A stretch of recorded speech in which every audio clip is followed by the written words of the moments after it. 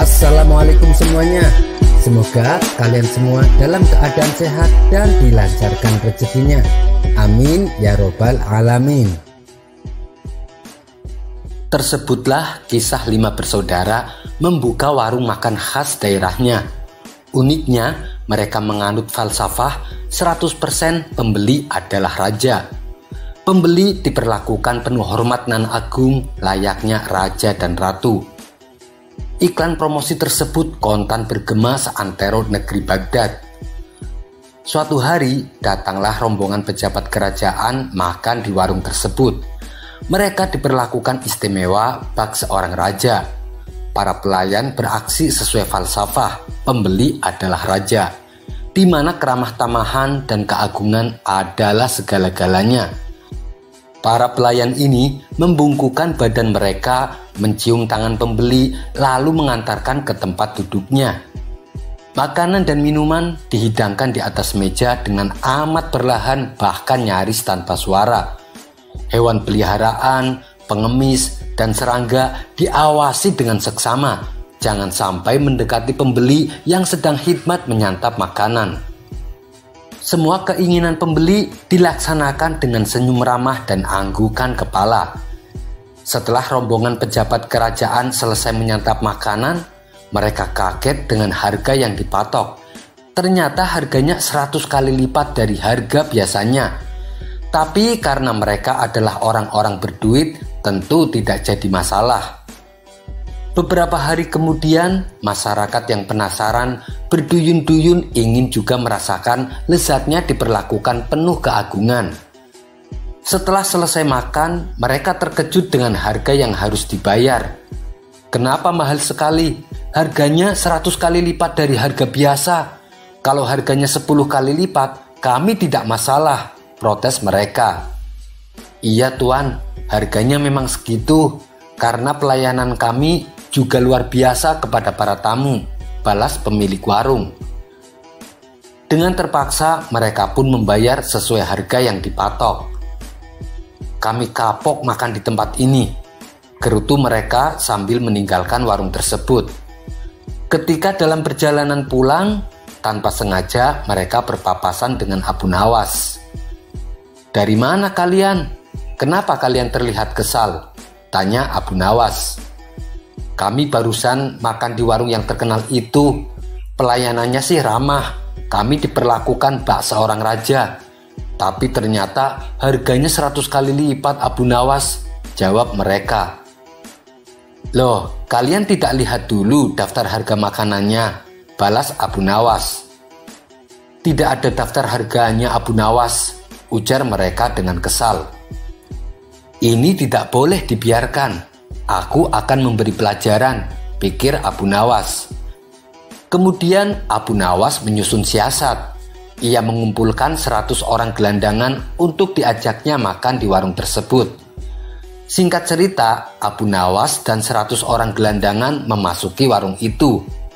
Tiba-tiba situasi berubah total. Bau tidak sedap dan suasana tegang mengiringi kedatangan pembeli kelas bawah ini. Para pelayan pun menjadi gugup tapi berusaha tenang dan tetap menerapkan pelayanan standar falsafah pembeli adalah raja.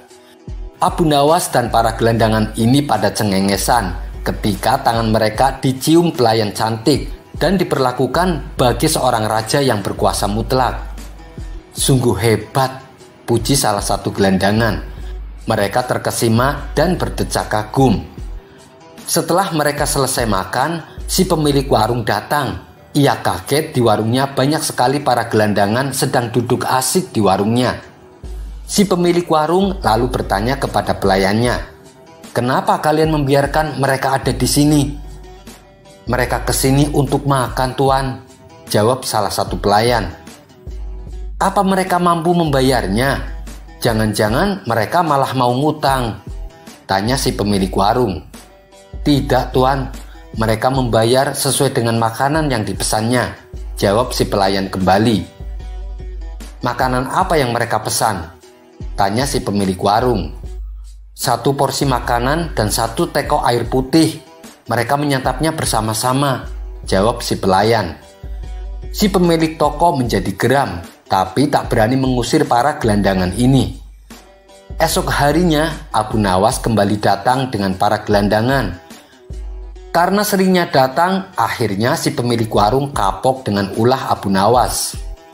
Abu Nawas berjanji tidak akan datang lagi, tapi dengan satu syarat, warung tersebut tidak boleh mematok harga dengan jumlah 100 kali lipat.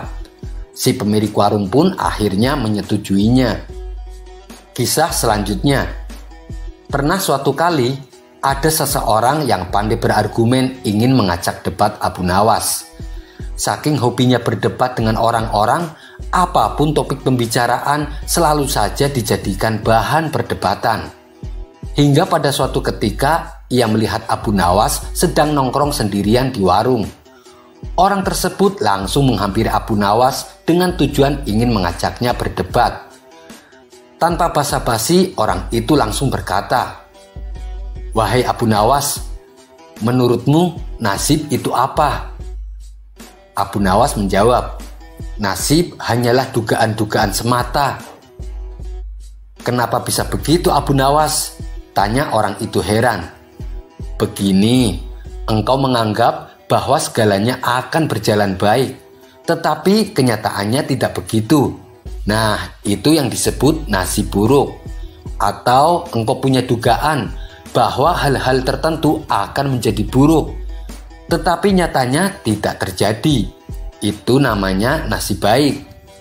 Dan apabila engkau punya dugaan bahwa sesuatu akan terjadi atau tidak terjadi, kemudian engkau kehilangan firasat atas apa yang akan terjadi, dan akhirnya engkau beranggapan bahwa masa depan tidak dapat ditebak.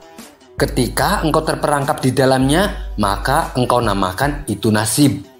Mendengar penjelasan yang agak jelimet, orang itu pun hanya bengong. Ia pun mengurungkan niatnya untuk mengajak berdebat dan berlalu meninggalkan Abu Nawas. Kisah selanjutnya. Tersiar kabar bahwa Abu Nawas sekarang menjadi orang kaya raya. Namun masyarakat heran, usaha apa yang dijalankan Abu Nawas? Pasalnya, ia tidak punya kebun ataupun peternakan yang besar. Usut punya usut, Abu Nawas dicurigai berprofesi sebagai penyelundup. Anggapan tersebut berdasarkan seringnya Abu Nawas bolak-balik melewati batas wilayah. Hal ini tentu saja membuat raja negeri seberang murka.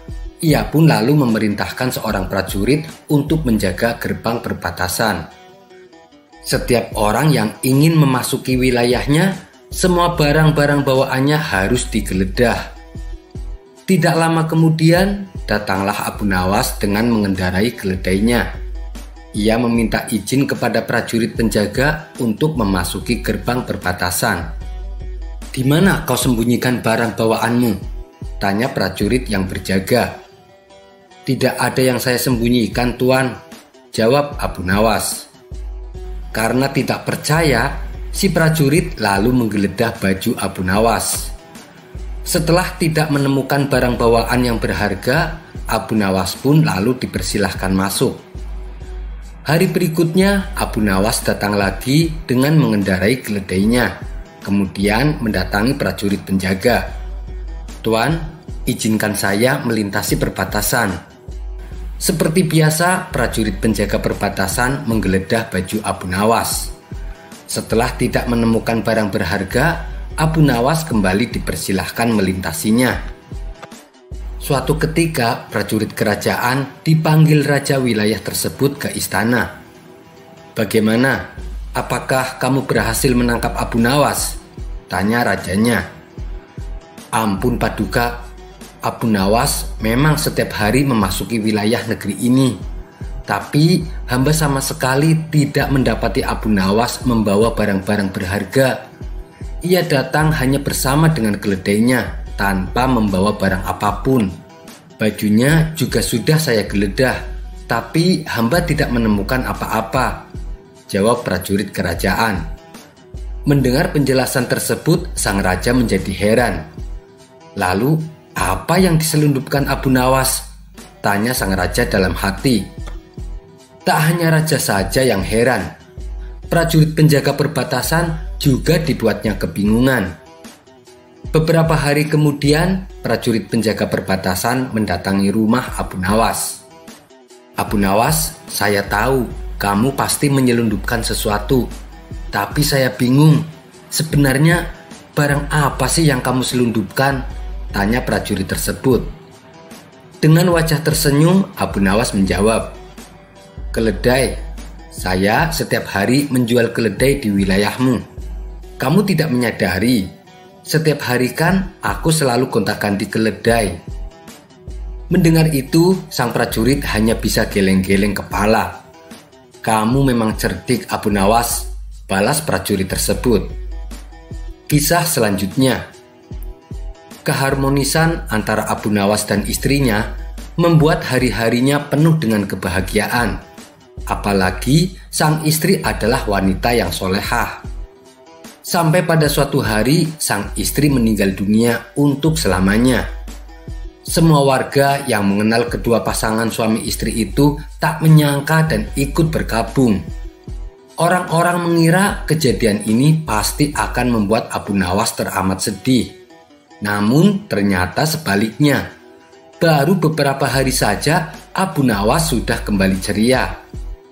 Hari berikutnya Abu Nawas kembali melakukan aktivitasnya. Tidak ada lagi nampak raut kesedihan. Hal ini menimbulkan tanda tanya di benak semua orang. Tidak berselang lama, Abu Nawas kembali dirundung kesedihan. Keledai satu-satunya telah mati untuk selamanya. Kejadian ini membuat Abu Nawas sangat terpukul. Hampir 1 bulan lamanya Abu Nawas masih terlihat bersedih. Orang-orang pun kembali dibuat heran dengan sikap Abu Nawas ini. Mereka beranggapan Abu Nawas telah keliru. Salah satu tetangganya lalu mendatangi Abu Nawas. Saya tahu kamu telah kehilangan keledaimu, tapi tidak perlu bersedih seperti itu Abu Nawas, apalagi sampai berlarut-larut. Yang membuatku heran, ketika kamu kehilangan istrimu, kamu dengan cepat kembali ceria. Kesedihanmu saat itu hanya beberapa hari saja, kata si tetangga kepada Abu Nawas. Abu Nawas tidak setuju dengan anggapan tetangganya itu. Ia pun kemudian berkata, kalau saja kalian ingat, saat aku kehilangan istriku, tetangga kita yang di ujung sana bilang, "Hei Abu Nawas, kamu jangan terus bersedih, saudara perempuanku siap menjadi istri terbaikmu." Sementara tetangga kita yang lain berkata, "Hai Abu Nawas, berbahagialah, anak perempuanku yang cantik siap akan aku nikahkan denganmu tanpa mas kawin." Oleh sebab itulah, saat kepergian istriku, hatiku pun tidak terlalu bersedih. Tapi sekarang, saat keledaiku meninggal, tak ada seorang pun yang datang menghiburku dan menawarkan keledai pengganti kepadaku. Tetangga Abu Nawas itu hanya bengong mendengar penuturan tersebut. Kisah selanjutnya. Seperti biasa, saat sedang suntuk, Abu Nawas menghabiskan waktunya dengan berjalan-jalan keliling kampung. Di sebuah tikungan, ia bertemu seorang pemuda yang kelihatan tidak bahagia. Wajahnya terlihat murung sekali, seolah tidak ada sesuatu pun yang bisa membuatnya bahagia. Abu Nawas lalu menghampirinya dan bertanya, "Hai anak muda, kau nampak sangat sedih. Apa yang membuat hatimu gundah?" tanya Abu Nawas. Si pemuda mengangkat tas jeleknya dan berkata, "Aku tidak mempunyai apa-apa di dunia ini. Hanya tas jelek ini yang aku punya." Kasihan sekali, batin Abu Nawas. Ia berpikir bagaimana caranya untuk mengobati kesedihan pemuda itu. Tidak lama, ia menemukan ide. Ia mencoba mengalihkan perhatian si pemuda. "Lihat, ada monyet di sana," teriak Abu Nawas. "Mana?" tanya si pemuda. Saat perhatian si pemuda teralihkan, Abu Nawas langsung merebut tasnya dan membawanya lari. Si pemuda mencoba mengejarnya, tapi Abu Nawas terlalu cepat berlari.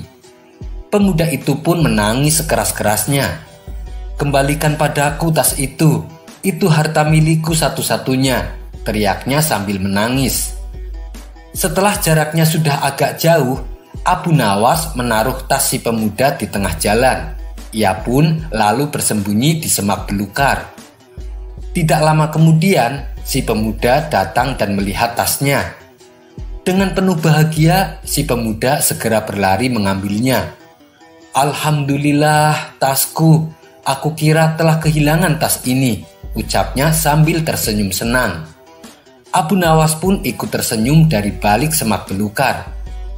Akhirnya, ia bisa juga bergembira. Ia tahu caranya bersyukur walaupun hanya punya tas jelek, kata Abu Nawas dalam hati. Kemudian Abu Nawas keluar dari persembunyiannya dan menghampiri pemuda tersebut. "Hei, bukankah kamu tadi yang mencuri tasku?" ucap si pemuda penuh emosi. "Sabar dulu wahai pemuda, saya tidak bermaksud mencuri tasmu. Saya hanya ingin mengajarkanmu bersyukur meskipun hanya mempunyai tas jelek," ujar Abu Nawas. "Waktu pertama aku melihatmu, kau tampak sedih karena hanya memiliki tas jelek.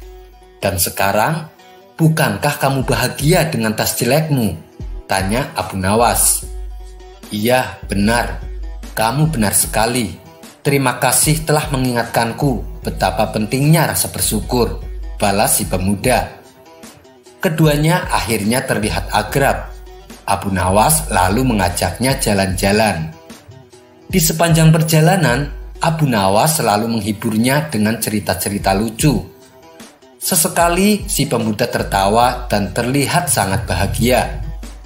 Tidak berapa lama, mereka berdua berpapasan dengan rombongan pelayat yang sedang mengiringi jenazah. Terlihat sang istri jenazah berjalan di belakang keranda sambil menangis dan meratapi kepergian suaminya. Samar-samar namun tetap jelas, Abu Nawas dan si pemuda menyimak suara ratapan dari istri jenazah tadi. "Suamiku, kenapa kau pergi begitu cepat? Apa yang akan kau lakukan di tempat sempit itu? Tempat yang bahkan selembar tikar pun tidak ada di sana," kata istri jenazah itu meratap. Abu Nawas yang sedari tadi menyimak perkataan istri jenazah itu lantas melempar pandangan kepada si pemuda yang berjalan bersamanya. "Kejar dan cegat mereka. Apa kau tak dengar? Mereka akan berkunjung ke rumahmu," ujar Abu Nawas sambil bercanda. "Kurang ajar kau Abu Nawas," sahut si pemuda sambil tertawa. Mereka berdua lalu melanjutkan perjalanannya. Kisah selanjutnya. Suatu ketika, ada pemuda yang sedang mengalami masalah besar. Sudah berbulan-bulan, masalah ini tidak kunjung selesai. Si pemuda lalu curhat kepada kawan-kawannya. Ia berharap mendapatkan jalan keluar atas musibah yang menimpanya. Namun, tak satu pun masukan ataupun solusi dari temannya bisa membantu mengurai masalah yang menghimpit dirinya. Salah satu sahabat dekatnya menyarankan supaya minta nasihat kepada Abu Nawas. Esok harinya, si pemuda mendatangi rumah Abu Nawas. "Tuan, maukah Tuan membantuku? Saya mempunyai masalah besar yang sampai saat ini belum ada jalan keluarnya," tanya si pemuda kepada Abu Nawas. "Apa masalahmu? Coba ceritakan," sahut Abu Nawas. Si pemuda lalu menceritakan masalahnya. Berulang kali ia meneteskan air mata sambil sesenggukan di hadapan Abu Nawas. "Masalahmu begitu berat anak muda. Saran saya, perbanyak ibadah dan berdoa. Mintalah pertolongan kepada Allah. Dan sebagai bukti keseriusanmu, kau sebaiknya menyatakan sebuah nazar. Insya Allah, Allah akan membukakan jalan untukmu," tutur Abu Nawas. "Baiklah Tuan, saya akan bernazar. Bila masalah saya terpecahkan, saya akan menjual rumahku. Dan dari hasil penjualan tersebut, akan saya sedekahkan semuanya kepada fakir miskin," balas si pemuda. Hari demi hari berganti. Setelah si pemuda mengucapkan nadarnya, ia mengalami banyak peristiwa. Ia mendapatkan banyak saran-saran yang bisa membantunya menyusun sebuah tindakan dan solusi bagi permasalahannya. Akhirnya seiring berjalannya waktu, permasalahan yang dulu menghimpitnya kini telah sirna. Suatu malam, saat memasuki kamar sholatnya, ia melihat sebuah tasbih tergeletak di atas sajadah. Benda itu mengingatkannya pada malam yang pedih, di mana saat itu ia tenggelam dalam doa dan mengucapkan nadarnya. Oh iya, aku harus melunasi nadarku. Kenapa aku begitu pelupa? Batin si pemuda. Sejak itu, ia ingin segera menunaikan nadarnya. Ia merasa itu sebuah janji kepada diri sendiri dan Tuhan yang harus ia penuhi. Ia tidak ingin mengkhianati janjinya sendiri. Ia tak mau menjadi orang yang munafik. Akan tetapi, ia punya masalah saat hendak menunaikan nadarnya. Ia merasa jika rumahnya ia jual dan uang hasil penjualan itu ia berikan seluruhnya kepada fakir miskin, alangkah sayangnya. Ia pun menyesal kenapa dulu terlalu bersemangat mengucapkan nazar. Seharusnya ia tidak bernazar menjual rumah. Seharusnya ia menazarkan barang lain yang lebih kecil harganya. Akan tetapi ia sudah kadung bernazar. Si pemuda berusaha memutar otak agar bisa mengurangi kerugian akibat nadarnya yang tak mungkin ditariknya kembali. Setelah beberapa lama, ia menemukan ide. Ia akan menjual rumahnya dengan harga 1 dinar. Itu harga yang sangat murah. Selain itu, ia juga akan menjual kucing yang menempati rumah tersebut dengan harga 10.000 dinar. Jadi, bagi siapa saja yang ingin membeli rumahnya, maka harus pula membeli kucing. Itu sudah paket yang tidak bisa dipisah. Tak lama setelah penjualan itu diumumkan, datanglah seorang pembeli yang tanpa menawar membeli paket jual tersebut. Sang pembeli menyerahkan uang sebesar 10.001 dinar. Sehari setelah jual beli dilakukan, si pemuda segera menunaikan nadarnya dengan membagikan uang 1 dinar sebagai hasil penjualan rumahnya kepada fakir miskin. Sementara itu, uang hasil penjualan kucing yang bernilai 10.000 dinar menjadi miliknya utuh dan ia simpan rapat-rapat. Di kemudian hari, uang 10.000 dinar tersebut ia belikan rumah lagi untuk ia tinggali. Suatu ketika, Abu Nawas mendatangi si pemuda. "Hai pemuda, sudahkah kau penuhi nadarmu?" tanya Abu Nawas. "Sudah tuan, uang hasil penjualan rumahku sudah aku sedekahkan semua kepada fakir miskin," jawab si pemuda. "Berapa yang kau sedekahkan?" tanya Abu Nawas kembali. "Semuanya tuan, jumlahnya 1 dinar. Karena saya menjual rumahku hanya seharga 1 dinar, balas si pemuda. "Kenapa bisa murah sekali?" tanya Abu Nawas heran. "Saya menjual sepaket dengan kucing yang mendiami rumah tersebut. Harga kucingnya adalah 1.000 dinar.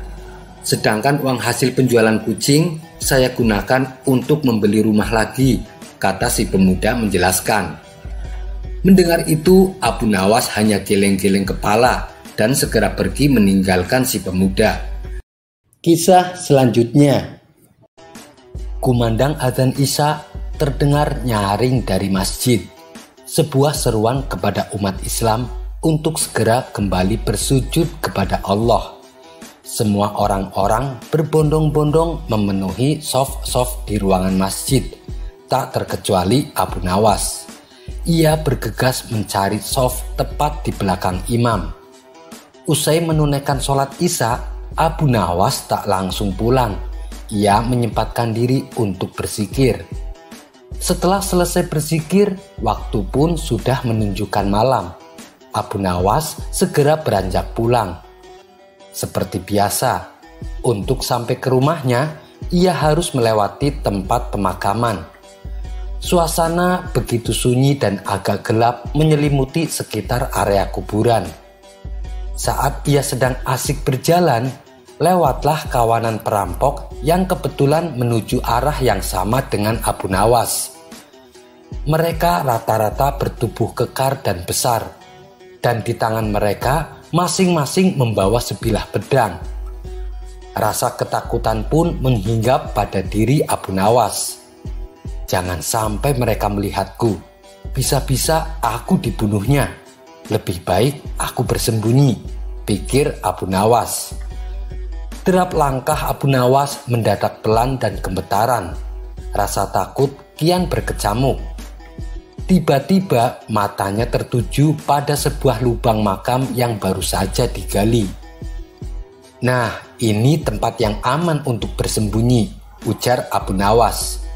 Ia pun langsung melompat ke bawah, masuk ke lubang makam dan bersembunyi di situ. Namun apa yang diharapkan tidak sesuai dengan kenyataan. Salah satu perampok melihat aksi Abu Nawas ini. "Hei kawan-kawan, sepertinya aku melihat seseorang loncat ke dalam galian tanah itu," kata si perampok kepada teman-temannya. Mereka pun penasaran dan timbul keinginan untuk menghampiri lubang tanah tersebut. Setelah mendekat, mereka melongok ke dalam galian tanah tempat Abu Nawas bersembunyi. Tampaklah kepala Abu Nawas menyembul dari lubang kuburan. Hal itu tentu membuat kawanan perampok kaget dan heran. "Hei, siapa kamu?" tanya salah satu dari mereka. Abu Nawas terlihat gugup sambil menelan ludah. Perlahan kepalanya mendongak menatap para perampok tersebut. "Aku adalah mayat yang baru dikuburkan di sini," jawab Abu Nawas gemetaran. "Apakah kalian malaikat penanya kuburan? Kenapa jumlah kalian banyak sekali?" tanya Abu Nawas. Mendengar pertanyaan Abu Nawas, mereka mengernyitkan dahi dan saling tatap satu sama lain. "Apa ada mayat yang bangun di tengah malam begini?" tanya mereka kepada Abu Nawas. "Tentu saja ada," jawab Abu Nawas. "Buat apa mereka bangun?" tanya mereka kembali. "Untuk menghirup udara segar," jawab Abu Nawas. "Masa sih orang mati butuh udara segar?" tanya mereka heran. "Oh iya, kalian benar, saya yang salah," jawab Abu Nawas. Kemudian Abu Nawas kembali membaringkan tubuhnya seperti posisi mayat yang sedang dikubur. Sontak tingkah Abu Nawas ini, dengan idenya inilah Abu Nawas berhasil lolos dari ancaman. Kisah selanjutnya. Dikisahkan sebelumnya pernah ada hakim yang selalu minta suap. Namun oleh Abu Nawas, hakim tersebut dibuatnya jera atas kelakuannya. Ia dikerjai oleh Abu Nawas dengan segentong keju, yang ternyata di bawahnya terdapat kotoran hewan. Dan kali ini muncul hakim baru yang juga selalu minta disuap. Semua kepentingan yang berurusan dengan perizinan harus menyuap tuan hakim agar urusannya cepat selesai. Tentu saja banyak warga yang mengeluh dengan perbuatan tuan hakim. Mereka lalu sepakat untuk mengadukannya kepada Abu Nawas. Mereka ingin agar perbuatan tuan hakim diberi pelajaran. Esok harinya mereka mendatangi rumah Abu Nawas. "Wahai Abu Nawas, tuan hakim benar-benar keterlaluan. Masa setiap kali kami mengurus perizinan, kami diminta bayaran. Kalau kami menolak, dia tidak mau menandatangani," tutur mereka. "Kurang ajar, belum kapok juga rupanya dia," kata Abu Nawas geram. "Dia bukan hakim yang dulu Abu Nawas. Sekarang hakimnya sudah diganti orang baru," balas mereka. "Oh, baiklah, nanti akan kubalas perbuatannya," tukas Abu Nawas. Maka pergilah Abu Nawas ke rumah tuan hakim dengan membawa 1 kilo gandum. Dia ingin mengecek kebenaran tentang aduan warganya. Sesampainya di rumah tuan hakim, Abu Nawas disambutnya dengan ramah. "Hei Abu Nawas, silahkan masuk. Ada perlu apa datang kemari?" sapa tuan hakim.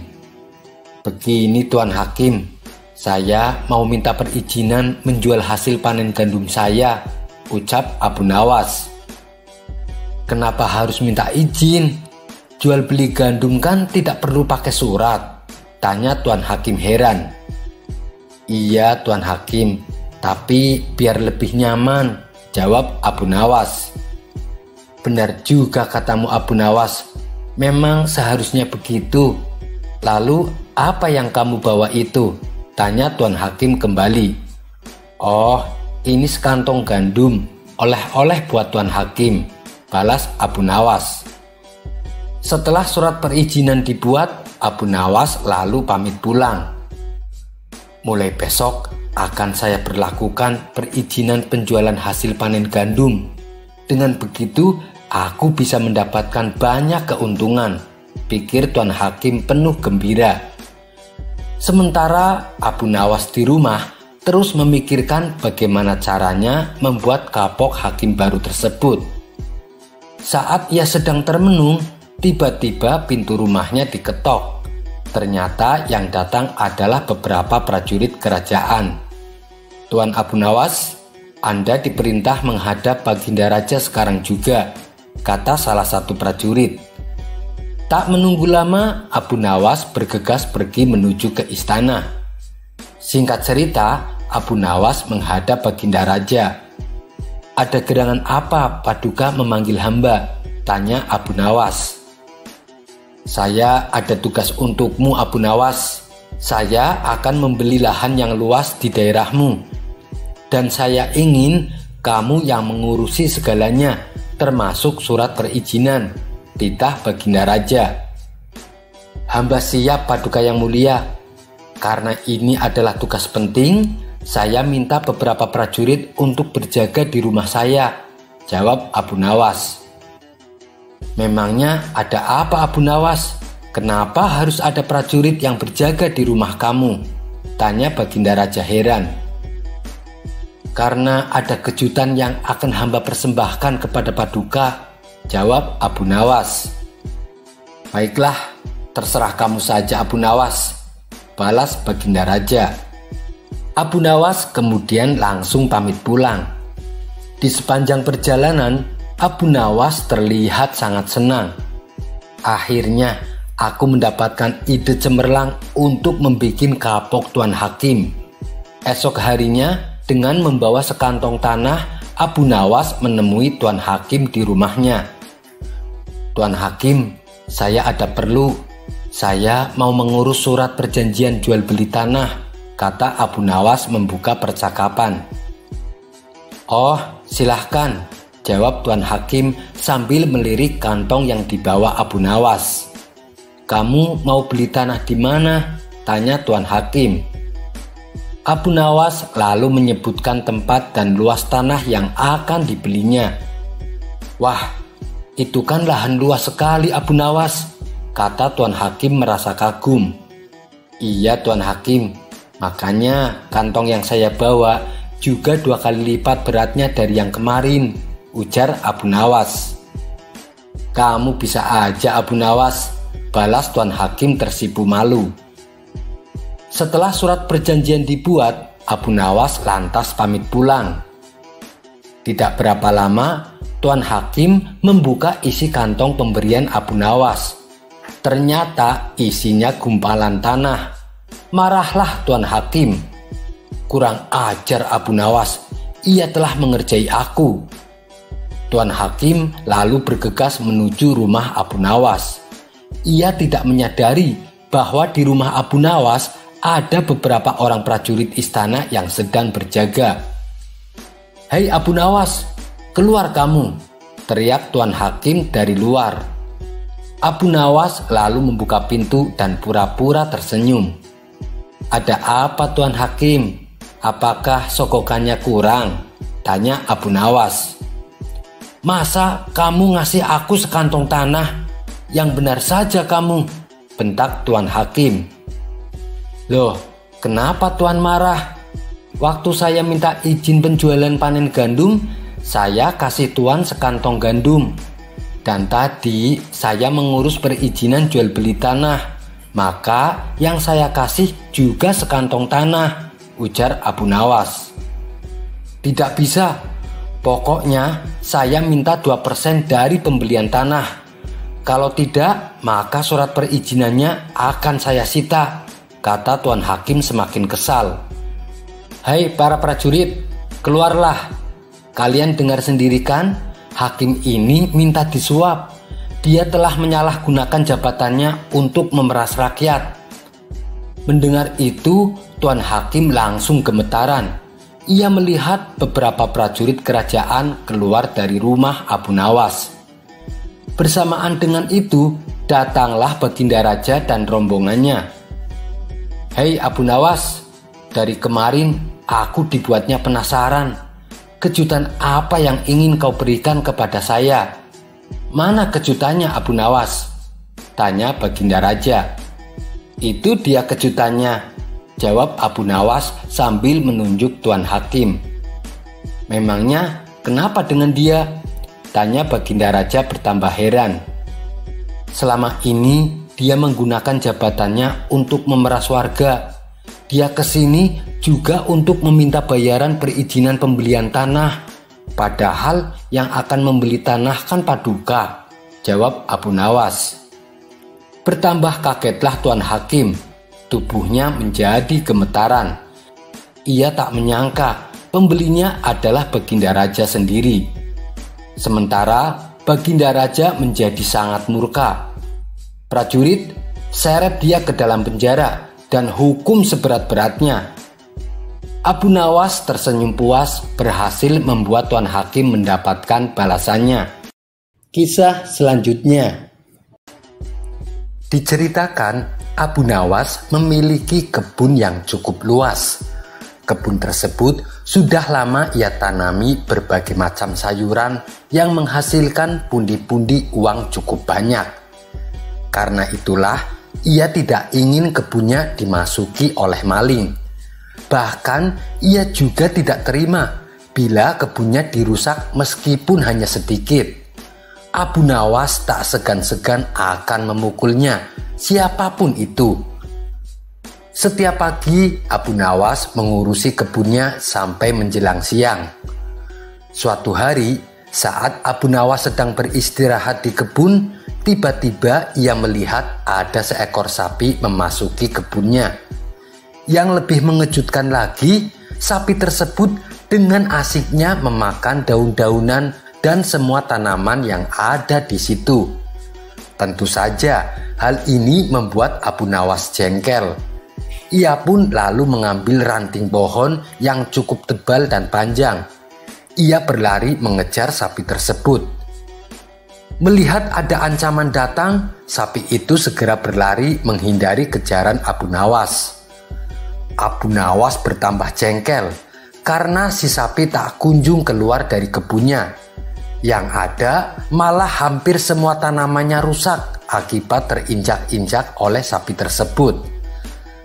Setelah beberapa menit, akhirnya sapi itu berhasil keluar dari kebun dan selamat dari amarah Abu Nawas. Akibat kejadian itu, Abu Nawas sangat menaruh dendam kepada sapi tersebut. Setiap hari ia selalu menunggu kehadiran si sapi di kebunnya. Namun sampai seminggu sapi itu tak kunjung muncul kembali. Hingga pada suatu ketika saat Abu Nawas pulang dari kebunnya, ia berpapasan dengan seorang petani yang sedang menaiki gerobak. Dan gerobak tersebut ternyata ditarik oleh sapi yang tempo hari merusak kebunnya. Nah, itu dia sapinya. Kali ini kau tidak bisa menghindar dariku, kata Abu Nawas geram. Tanpa banyak tanya, Abu Nawas segera mengambil ranting dan memukul sapi tersebut berulang-ulang. Si sapi hanya bisa pasrah. Ia tak bisa berlari menghindar karena sedang menarik gerobak. Tapi tentu saja perbuatan Abu Nawas ini membuat si petani marah. Hei, ada apa dengan sapiku? Kenapa kamu terus-terusan memukulnya? Bentak si petani. Abu Nawas bukannya malu, tapi malah ikut-ikutan marah. Jangan ikut campur, ini urusanku dengan sapi. Ia tahu kesalahan yang telah diperbuatnya, balas Abu Nawas. Si petani hanya bisa melongo mendengar jawaban Abu Nawas. Setelah puas memukulnya, Abu Nawas lalu pergi meninggalkan sapi dan si petani. Dasar orang gila, gerutu si petani. Ia kemudian melanjutkan perjalanannya. Kisah selanjutnya. Abu Nawas memanglah bukan orang kaya raya. Lebih tepatnya, ia hanya keluarga yang sederhana. Untuk memenuhi kebutuhan pokoknya sehari-hari bisa dikatakan sangat tercukupi. Tapi kalau untuk kebutuhan mewah, Abu Nawas belum bisa terpenuhi. Ia tidak mempunyai barang mewah dan makanan mewah di rumahnya.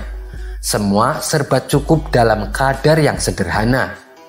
Namun nasib apes menimpa Abu Nawas. Tidak ada hujan, tidak ada angin. Sang istri tiba-tiba minta dibelikan kalung.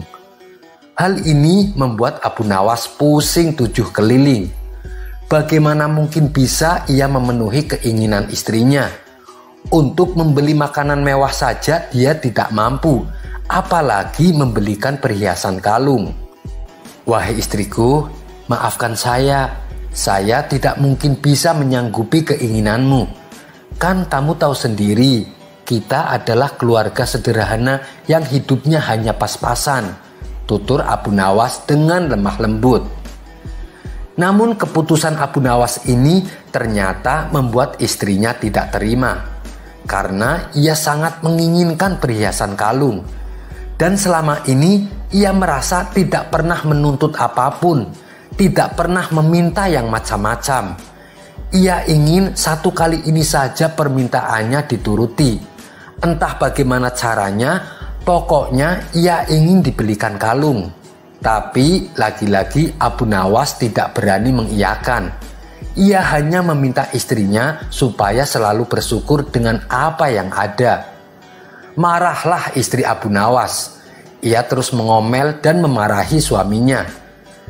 Tak tahan dengan omelan sang istri, Abu Nawas lalu pergi meninggalkan rumah. Istrinya yang masih marah kepada Abu Nawas berniat membalas dengan memasak sop yang sangat pedas. Saat malam tiba, Abu Nawas pun pulang. Sang istri berpura-pura tersenyum hangat menyambut kedatangannya. Abu Nawas lalu diajaknya duduk di meja makan. Kemudian sang istri menghidangkan sop yang pedas tersebut. Melihat sikap istrinya yang sudah tidak marah lagi, Abu Nawas tersenyum ceria. Kamu memang istriku yang sangat solehah, puji Abu Nawas. Tapi sungguh malang, sang istri lupa dengan jebakannya sendiri. Ia menyendok sop pedas itu ke dalam piringnya dan memakannya. Air mata pun meleleh di kedua pipinya karena rasa pedas yang luar biasa. Abu Nawas seketika itu kaget dan heran melihat istrinya tiba-tiba menangis sesenggukan. Kenapa kamu menangis, wahai istriku? Tanya Abu Nawas khawatir. Dengan mengusap air matanya yang menetes di pipi, sang istri menjawab, dulu almarhum ibu sangat menyukai masakan sop ini. Setiap kali aku makan sop seperti ini, aku jadi teringat almarhum ibu. Itulah yang membuat aku menangis, ujar sang istri berpura-pura. Sudahlah wahai istriku, ibumu itu orang baik. Insya Allah dia meninggal dalam keadaan husnul khotimah, balas Abu Nawas menenangkan istrinya. Kini giliran Abu Nawas yang memakan sop pedas itu. Betapa terkejutnya ia, ternyata sop yang ia makan pedasnya bukan main. Kedua mata Abu Nawas langsung meneteskan air mata tanpa henti. Bahkan air matanya lebih banyak dari sang istri. Tak mau kalah dengan sandiwara istrinya, Abu Nawas meluapkan rasa pedasnya dengan menangis terisak-isak. Kenapa kamu menangis wahai suamiku? Tanya sang istri heran. Aku juga teringat almarhum ibu kamu. Kenapa dia mati meninggalkanmu tanpa mengajak dirimu? Jawab Abu Nawas. Mendengar jawaban Abu Nawas, sang istri yang tadinya jengkel mendadak tertawa terpingkal-pingkal. Keduanya akhirnya rukun dan mesra kembali. Ya, begitulah namanya saja hidup berumah tangga. Pasti ada suka dan ada duka. Tentunya ada juga pertengkaran di dalamnya. Tapi jangan jadikan pertengkaran menjadi perpecahan, apalagi sampai terjadi perceraian. Pertengkaran hanyalah bumbu dalam berumah tangga. Karena dengan adanya pertengkaran, kita bisa merasakan betapa nikmatnya kemesraan. Kisah selanjutnya. Abu Nawas kali ini benar-benar kena sial. Pasalnya, ia kedapatan membawa minuman keras oleh beberapa prajurit kerajaan yang kebetulan sedang tugas patroli. Tanpa basa-basi, mereka langsung menyeret Abu Nawas untuk dibawa ke istana. Abu Nawas tak bisa berkutik apalagi mengelak dari kesalahannya, sebab ia tertangkap tangan bersama barang bukti sebotol minuman keras. Walhasil, ia harus siap-siap menerima hukuman. Tapi bukan Abu Nawas namanya kalau ia tidak bisa lolos dari jerat hukuman yang akan menimpanya. Sesampainya di dalam istana, Abu Nawas segera berlari menuju singgasana raja dan duduk di atasnya. Kebetulan saat itu Baginda Raja sedang berada di kamarnya. Tak hanya itu saja, Abu Nawas juga mengangkat kaki dan menyilangkan salah satu kakinya, seolah-olah dialah rajanya. Melihat kejadian itu, beberapa pengawal kerajaan sangat marah. Mereka menilai bahwa siapapun tidak berhak duduk di singgasana raja kecuali raja sendiri. Barang siapa yang menempati tahta raja termasuk dalam kejahatan yang besar dan hukumannya adalah hukuman gantung. Maka para prajurit langsung menarik Abu Nawas dengan keras hingga ia jatuh tersungkur ke lantai. Mereka juga memukuli Abu Nawas bertubi-tubi. Menjeritlah Abu Nawas sekeras-kerasnya. Ia menangis sejadi-jadinya. Namun hal itu tak diperdulikan oleh para prajurit. Mereka terus saja memukuli Abu Nawas. Abu Nawas pun semakin keras tangisannya. Mendengar ada kegaduhan di ruang istana, Baginda Raja langsung terbangun lalu segera keluar dari kamarnya. Betapa kagetnya Baginda Raja. Ia melihat Abu Nawas sedang dipukuli oleh pengawal kerajaan. "Wahai pengawal, apa yang kalian lakukan?" tanya Baginda Raja. "Ampun Baginda, Abu Nawas telah lancang duduk di singgasana Paduka. Kami terpaksa menyeret dan memukulinya," jawab salah satu pengawal. Sesaat setelah itu, Abu Nawas tiba-tiba saja kembali menangis. Tangisannya sengaja ia buat kencang sekali, sehingga banyak menyita perhatian penduduk istana lainnya. "Sudah Abu Nawas, hentikan tangismu." "Benarkah yang dikatakan pengawal itu?" tanya Baginda Raja. "Benar Paduka," jawab Abu Nawas. Baginda Raja sangat terkejut dengan penuturan Abu Nawas. Jika sesuai peraturan yang ada, Abu Nawas memang harus dihukum mati. Namun Baginda Raja tak sampai hati melaksanakannya, mengingat begitu banyak jasa yang diberikan Abu Nawas kepada kerajaan. "Sudahlah Abu Nawas, tak usah menangis. Jangan khawatir, aku tidak akan menghukummu. Cepat hapus air matamu," ucap sang raja. "Wahai Baginda, bukan pukulan mereka yang membuatku menangis. Aku menangis karena kasihan terhadap Paduka," ujar Abu Nawas yang membuat raja tercengang. "Kamu mengasihani aku. Mengapa kamu harus menangisi aku?" tanya Baginda Raja heran. "Wahai Paduka, hamba cuma duduk di tahta Baginda cuma sekali. Tapi mereka telah memukuliku dengan begitu keras. Apalagi Paduka. Paduka telah menduduki tahta selama 20 tahun. Pukulan seperti apa yang akan Paduka terima?" Hamba menangis karena memikirkan nasib Paduka yang malang, jawab Abu Nawas. Siapa yang berani memukulku? Tanya Baginda Raja emosi. Malaikat yang meminta pertanggungjawaban Paduka selama Paduka menduduki singgasana itu, jawab Abu Nawas kembali. Jawaban Abu Nawas membuat Baginda Raja tak bisa berbuat apa-apa. Ia tak menyangka Abu Nawas telah mengingatkan dirinya. Nasihat yang sangat menusuk hati paling dalam. Tak terasa air mata pun menetes di kedua pipi Baginda Raja. Baiklah Abu Nawas, sekarang pulanglah, perintah Baginda Raja. Terima kasih Paduka yang mulia, memang itulah yang saya kehendaki, balas Abu Nawas.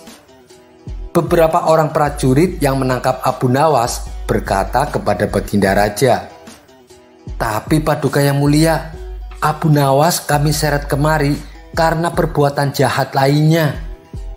Baginda Raja membalas, sudah, saya mau istirahat. Saya tidak mau lagi dengar ada kegaduhan. Biarkan Abu Nawas pulang, titah Baginda Raja. Karena sudah menjadi keputusan Baginda Raja, mau tidak mau mereka semua harus mematuhinya. Abu Nawas pun akhirnya lolos dari hukuman, meskipun ia tertangkap basah telah berbuat kesalahan. Kisah selanjutnya. Suatu kali Abu Nawas pergi keluar kota untuk menemui sahabat lamanya. Dengan membawa perbekalan seadanya, ia berangkat menuju kota tempat sahabatnya. Singkat cerita, sampailah ia di rumah sahabatnya. Assalamualaikum, ucap Abu Nawas dan mengetuk pintu rumahnya. Saat pintu rumah dibuka, sahabatnya kaget bercampur bahagia. Waalaikumsalam Abu Nawas, apa kabarmu? Jawab sahabatnya sambil memeluk Abu Nawas. Mari silahkan masuk Abu Nawas, ajak sahabatnya. Mereka berdua saling melepas rindu dan terlibat perbincangan yang penuh canda tawa. Setelah ngobrol kesana kemari, terdengarlah suara adzan asar. Wahai kawan, saya minta izin sholat di rumahmu, pinta Abu Nawas. Oh, silahkan Abu Nawas, saya mau keluar sebentar untuk membeli makanan, balas sahabatnya. Abu Nawas lalu ke kamar mandi untuk berwudu. Tapi saat ia akan melaksanakan sholat, ia bingung di mana letak arah kiblat. Mau bertanya kepada sahabatnya, tapi sahabatnya sedang keluar beli makanan. Abu Nawas mencoba menunggu sahabatnya pulang. Lama sudah ia menunggu, sahabatnya tak kunjung datang. Akhirnya ia memutuskan sendiri kemana arah kiblatnya. Abu Nawas menggelar sajadahnya dan mulai menunaikan sholat. Tidak berapa lama, sahabatnya pun datang.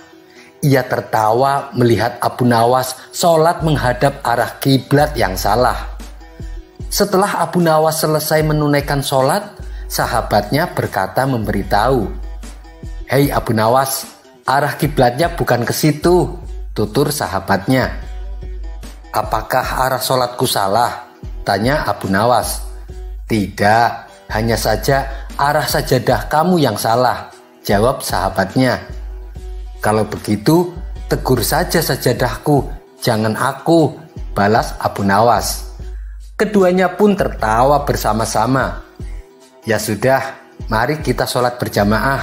Habis itu kita baru makan-makan," ajak Abu Nawas kepada sahabatnya. Kisah selanjutnya. Suatu hari ada seorang rahib berpenampilan layaknya orang suci. Namun ia terlihat kebingungan. Beberapa kali ia mondar-mandir tepat di depan rumah Abu Nawas. Karena merasa kasihan, Abu Nawas lalu menyapanya. "Wahai tuan, sepertinya Anda bukan orang sini. Siapa Anda?" tanya Abu Nawas. "Iya, saya berasal dari negeri seberang. Saya adalah seorang rahib," jawab orang tersebut. "Rahib, "Apa itu rahib?" tanya Abu Nawas.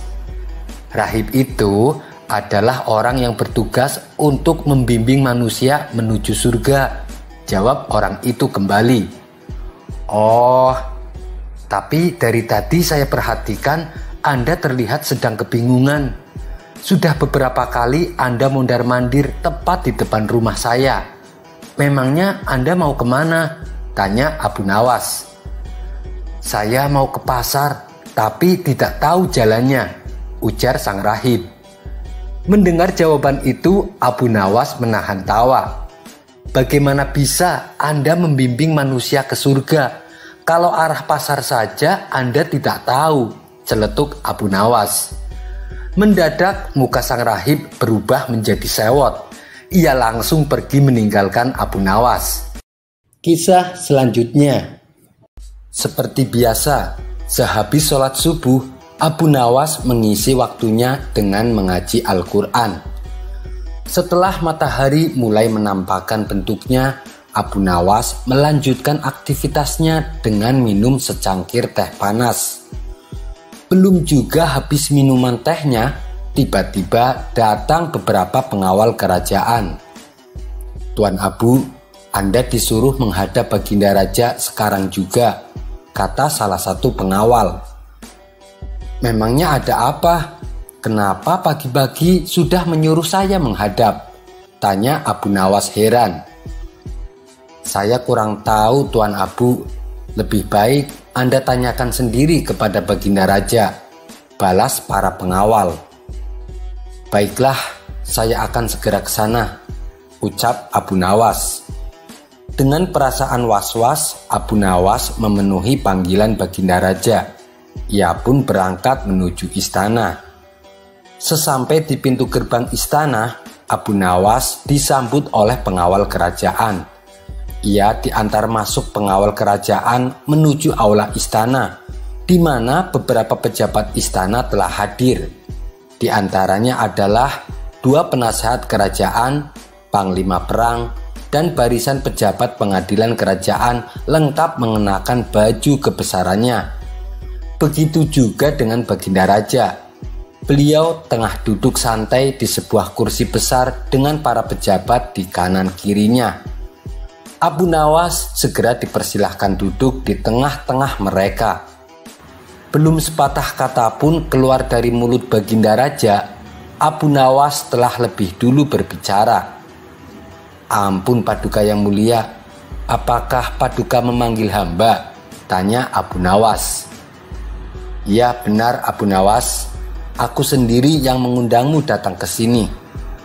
Aku sengaja mengundangmu untuk meminta masukan terkait masalah keadilan dan penegakan hukum di kerajaan ini," tutur Baginda Raja. "Kau lihat sendiri kan, aku sengaja mengumpulkan para hakim beserta jajarannya dan juga para pejabat istana. Aku ingin kau mengajari sedikit kebijaksanaan dan kearifanmu kepada kami. Saya yakin kamu tahu kalau selama ini penegakan kebenaran dan keadilan di wilayah kerajaan ini belum berjalan maksimal. Kami berharap mendapat wejangan-wejangan darimu," kata Baginda Raja melanjutkan. Mendengar hal itu, Abu Nawas merasa lega. Ternyata Baginda Raja memang benar-benar membutuhkan bantuanku, kata Abu Nawas dalam hati. Dengan penuh percaya diri, Abu Nawas berkata kepada semua pejabat yang ada di aula kerajaan, hukum beserta perangkat pengadilannya memang merupakan alat yang penting untuk mendidik masyarakat supaya menjadi lebih baik. Akan tetapi begini Paduka, rakyat dan khususnya para pejabat dan hakim Anda, saya kira perlu banyak berlatih untuk mengenali sisi lebih dalam dari sebuah kebenaran. Sebab kebenaran pada sisi yang lebih dalam sangat memiliki perbedaan tipis dengan kebenaran yang terlihat dari sisi permukaannya, tutur Abu Nawas dengan ekspresi yang meyakinkan. Baiklah, jika saranmu seperti itu, aku perintahkan kepadamu untuk memberi contoh supaya rakyat dan pejabat-pejabat istana bisa melihat dan mengenali kebenaran seperti yang kamu maksud. Dan semoga dengan caramu itu, para pejabat dan rakyat bisa menerapkan dan mengenali kebenaran tersebut, balas Baginda Raja. Baiklah Paduka yang mulia, beri saya waktu untuk menunjukkan hal itu, pinta Abu Nawas. Abu Nawas kemudian pamit undur diri dan pulang ke rumahnya. Perlu diketahui, untuk memasuki ibu kota kerajaan, terdapat sebuah jembatan besar yang dilengkapi pintu gerbang utama. Dan itu satu-satunya akses bagi warga untuk keluar masuk ibu kota kerajaan. Pada sisi kanan di bagian dalam pintu gerbang tersebut berdiri sebuah tiang gantungan besar. Pada suatu pagi, komandan prajurit penjaga pintu gerbang beserta pasukannya sedang sibuk bersiap-siap memeriksa orang-orang yang hendak masuk ke ibu kota kerajaan. Pada suatu pagi, komandan prajurit penjaga pintu gerbang beserta pasukannya sedang sibuk bersiap-siap memeriksa orang-orang yang hendak masuk ke ibu kota kerajaan. Di depan barisan warga yang telah berdiri, komandan prajurit penjaga pintu gerbang tiba-tiba berseru, "Setiap orang yang akan memasuki pintu gerbang ini harus diperiksa barang-barangnya. Kalian semua akan ditanyai keperluan dan tujuannya datang ke ibu kota. Jika kalian berbohong ataupun menyembunyikan sesuatu, kalian akan dihukum gantung. Tapi jika kalian berkata benar, kalian akan diperbolehkan memasuki ibu kota." Para warga mulai diperiksa satu persatu, termasuk Abu Nawas. Saat ia mulai berjalan menuju pintu gerbang, tiba-tiba langkah Abu Nawas dihentikan oleh seorang prajurit penjaga. "Hendak kemana kau Abu Nawas? Apa keperluanmu?" tanya prajurit. "Aku mau masuk karena aku mau dihukum gantung," jawab Abu Nawas. "Ah, aku tak percaya," jawab si prajurit. "Kenapa kamu tidak percaya? Kalau aku terbukti berbohong, gantung saja aku," balas Abu Nawas. Sepintas ucapan Abu Nawas membuat prajurit penjaga berpikir, "Kalau aku menggantungmu karena berbohong, bukankah justru aku menjadikan pernyataan awalmu tadi sebagai sebuah kebenaran?" ujar si pengawal. "Sungguh tepat jawabanmu. Sekarang kamu telah berhasil mengenali apa itu sebuah kebenaran. Itulah kebenaran dari sisi terdalamnya. Sekarang kabarkan kepada rajamu bahwa itulah makna kebenaran sesungguhnya," tutur Abu Nawas. Sekian dulu perjumpaan kita kali ini. Sampai bertemu lagi di kisah selanjutnya. Terima kasih yang sudah subscribe dan setia menonton channel ini. Wassalamualaikum warahmatullahi wabarakatuh.